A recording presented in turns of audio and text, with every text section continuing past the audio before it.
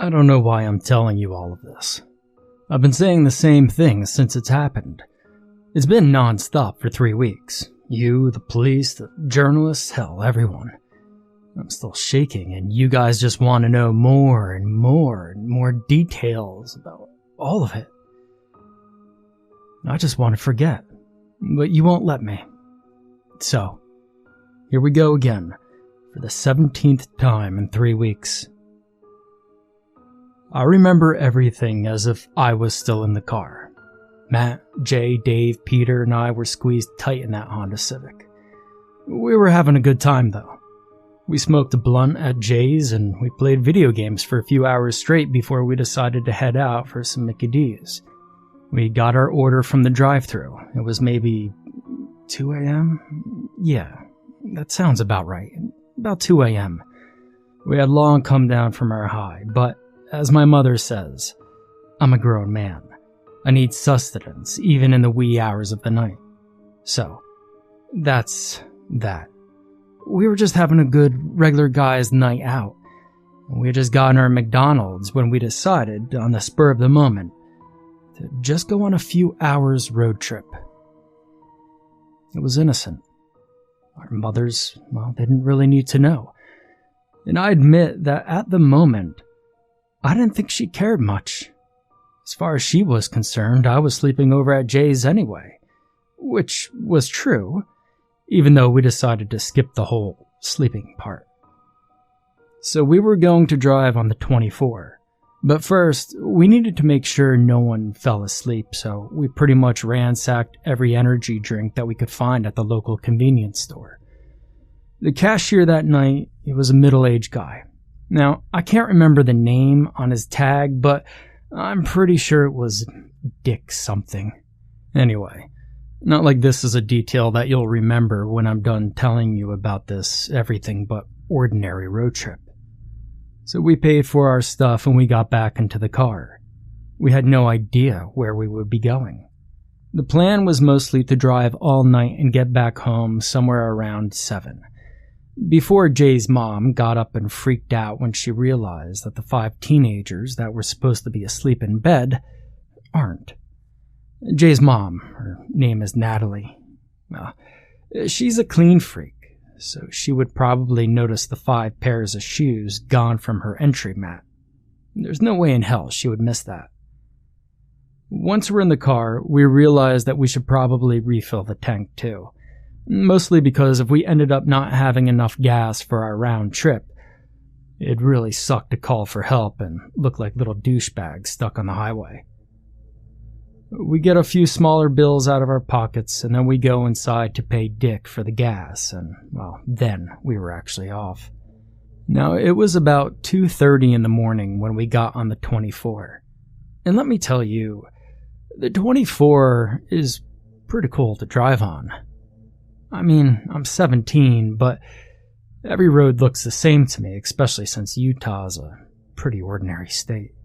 It's a long stretch of sand and rocks, and there's a few dehydrated trees, and there's not a lot of animals on the road except maybe lizards and rodents. Not a lot of vegetation, to be honest. The stretch we were on is practically desert. I mean, sure, there are other cars. Sometimes, but as time passed, we saw fewer and fewer cars. I remember what we were talking about, too.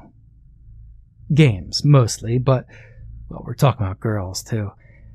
Jay had been asked out by a girl a few days prior, but he hadn't given her an answer yet. He was debating going out with her because he didn't really find her all that attractive. She was nice, and he felt bad for not giving her a chance. Plus, he thought it was really gutsy of her to actually ask instead of waiting for him to do it. We all agreed it was ballsy, but we also all agreed that Jay could find her cute a girlfriend. So, we talked girls and video games and music and some other stuff like that. We also made fart jokes, and Matthew nearly killed us with a bomb in the back seat. Hell, we actually thought he shit himself. But it wasn't anything that couldn't be fixed by rolling down the window. Although I was certain he crapped his pants. Everything was going fine. We were all having fun. Letting loose, just enjoying ourselves to the fullest at 3-something in the morning on the goddamn Route 24 in Utah. And it wasn't until we heard Dave say, guys, did you see that?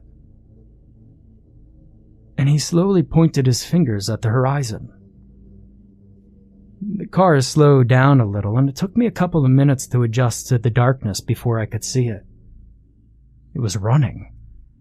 I didn't know what the hell it was because I couldn't see it from so far away, but it was running toward the road. That much we knew.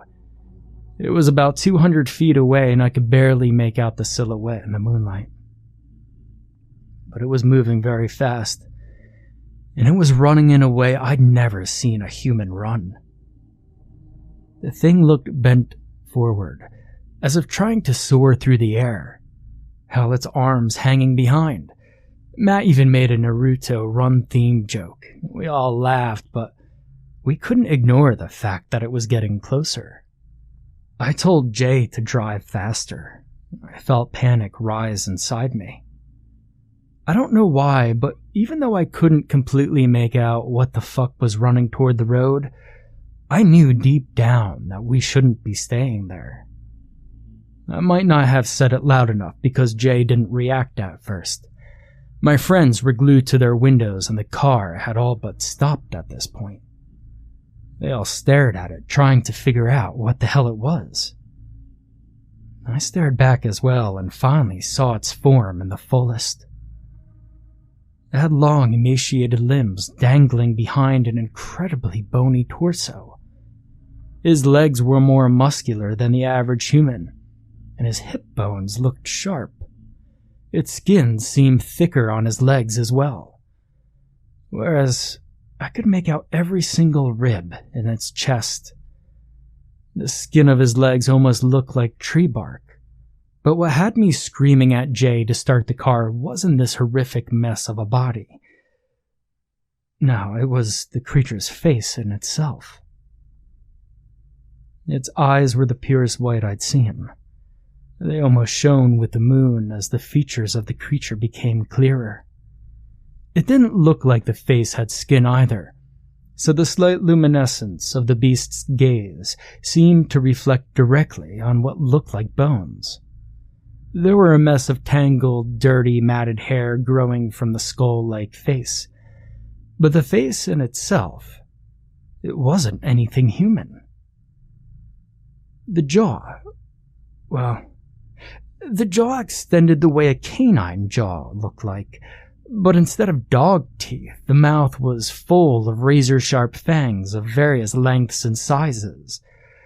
There wasn't any coherence in the way the teeth had grown, which only added to the nightmarish allure of the creature. There wasn't a nose, and I'm pretty sure the protrusions on the forehead were horns. But maybe they had been previously broken or something.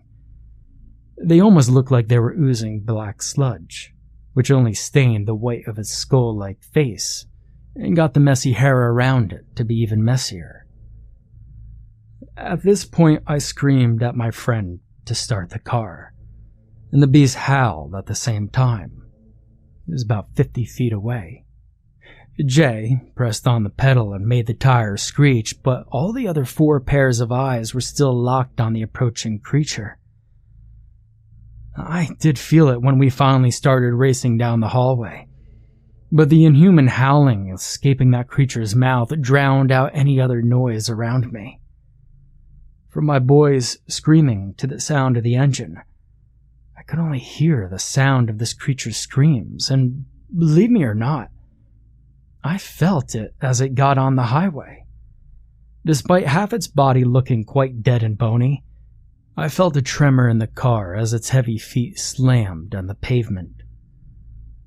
Now, I want to say it was just my imagination, but as it started running towards us and dashing after the car, I couldn't ignore that every step was felt and heard, louder than my heartbeat, which was pretty much ready to make my heart burst out of my chest. And so I started screaming at Jay to go faster too. But we were already driving a little over 80 miles an hour. Not that I cared at getting a ticket at this point, especially with that thing chasing after us. I barely had time to hear Jay saying to buckle our belt when Matthew was screaming too. I think he said "Holy shit, guys, it jumped!" Something to that effect. And jumped it did. It landed a few meters behind the car, and all three of us who were watching in horror could only scream at Jay to drive faster. Within a couple of minutes, the thing was on us. Both of its skeletal fists slammed on the trunk, and we heard the metal bend. We felt the car's suspension trying to comp the attack, and Jay, thank God for his driving skills, managed to deal with the impact. We zigzagged a little on the highway and tried to put some distance between us again, but it ran even faster than the car, and then rammed us on the left side. It felt as though it was trying to push us off of the road. Now, Dave, who was sitting on the left, had now unbuckled his belt and was pretty much trying to climb Matt and Pete's lap.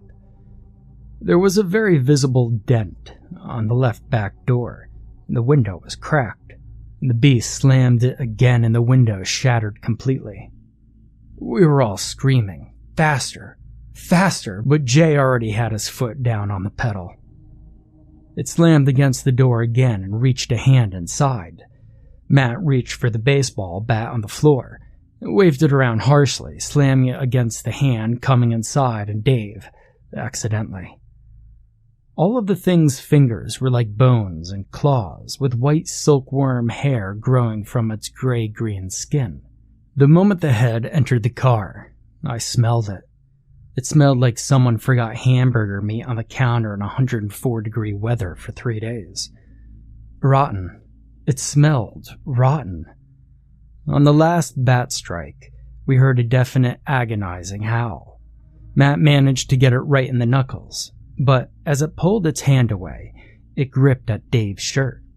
I twisted my neck and back to grip at my friend's leg. Pete and Matt did the same, and we kept him in the car by a hair. But in the attempt, the creature had ripped through his hoodie and skin. There was blood coming out from Dave's chest. We were all freaking out.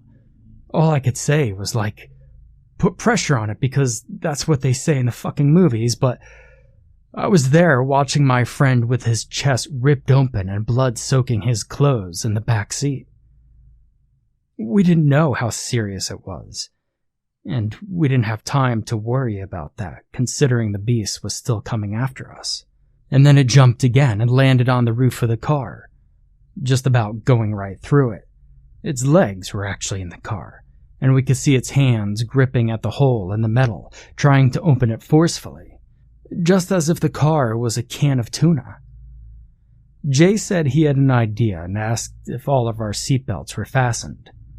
Dave fastened his as fast as he could, and once it was confirmed, Jay slammed his foot on the brakes. We had to have been doing over 80 miles an hour.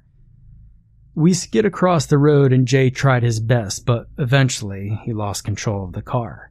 The monster was ejected as we were launched off the road. We did a barrel or two before landing back on the wheels. I could see it lying down in the middle of the road, and I was in shock. Pete was in pretty good shape, and he grabbed his phone out of his pocket and called the cops. It wasn't moving, but neither were we. The car was a total wreck and refused to start again, so we were all very anxious, hoping the engine would start before that thing woke up. Considering what it was doing, running at a high speed and slamming a car, we couldn't believe that it was there dead. Dave's voice kind of pulled me back to reality and reminded me that he needed assistance. We removed his hoodie and peeled the shirt off of his skin, and there were 2 huge, deep lashes on his chest, going from his left tip to his right armpit, and another one a few inches above it. It looked really deep. I could see the flesh and his blood oozing out. He had been losing blood for a while now, enough for all of us to worry about him. And then, all of a sudden, I heard the most reassuring sounds in the world, followed by the most horrifying sound in the world. Police and an ambulance noise, and then a guttering howl that seemed to come straight from the hottest pit of hell where they keep the worst demons. The beast was standing and staring at us, its soulless white luminescent gaze just ever present.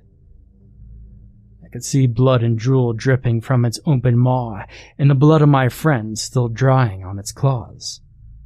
It stared at us, and I could feel its hatred and anger. It was enough to make me want to curl up, and I felt my eyes sting, but instead of running towards us again, it limped to the other direction. And though I say it limped, it looked more like running with legs that aren't the same length. It was still surprisingly fast despite the broken bones. I watched it as it got away, and it only stopped to look back at us when the emergency service got us out of the car. I think I might have answered a few questions for the EMTs, but my head was still turned toward the horizon, fearing that it would come back and finish us off. Even in the ambulance and on the way to the hospital with Dave, I couldn't focus on my friend. I could only think about what we'd just seen and lived through. Dave lived, believe it or not, and he got 47 stitches in total across his chest, and the lower part of his neck as well. And I just can't believe we all survived.